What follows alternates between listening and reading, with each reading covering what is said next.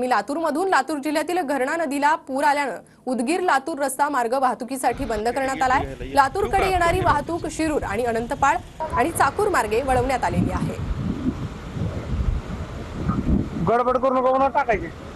जिल्ह्यामध्ये गेल्या 3 दिवसांपासून पाऊस कोसळतो आहे आणि त्यामुळे घरणी नदीला जे आहे ते पुराची स्थिती निर्माण झालेली आहे। या पुरामुळे लातूर उदगीर महामार्गावर असलेल्या नळेगाव जवळ पर्यायी पूल पाण्याखाली आलेला आहे आणि त्यामुळे हा रस्ता वाहतुकीसाठी बंद करण्यात आलेला आहे। आपण पाहू शकतो अशा पद्धतीने दगड आणि माती रस्त्यावर टाकून वाहतूक बंद करण्यात आलेली आहे। उदगीरकडून लातूरकडे येणारी किंवा लातूरकडून उदगीरकडे जाणारी वाहतूक जी आहे ती शिरूर अनंतपाळ आणि चाकूर मार्गाने वळवण्यात आलेली आहे।